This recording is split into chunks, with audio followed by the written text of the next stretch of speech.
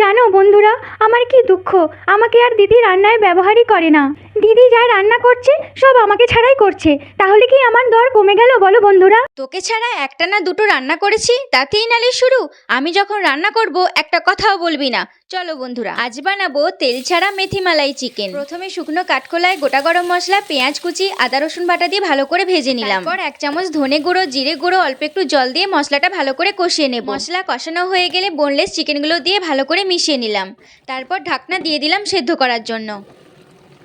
Chicken সেদ্ধ হয়ে গেলে 3-4টে কাঁচা লঙ্কা, মেথি শাক, দই দিয়ে ভালো করে মিশিয়ে নেব।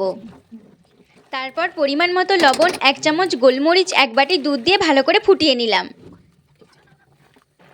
এবার 1 চামচ চিনি ও ফ্রেশ ক্রিম দিয়ে ভালো করে মিশিয়ে নিলাম। ব্যাস তৈরি হয়ে গেল তেল ছাড়া মেথি মালাই চিকেন। এই রকমভাবে তেল ছাড়া মেথি মালাই চিকেন একবার অবশ্যই বানিও, খেতে কিন্তু দারুণ হয়েছে।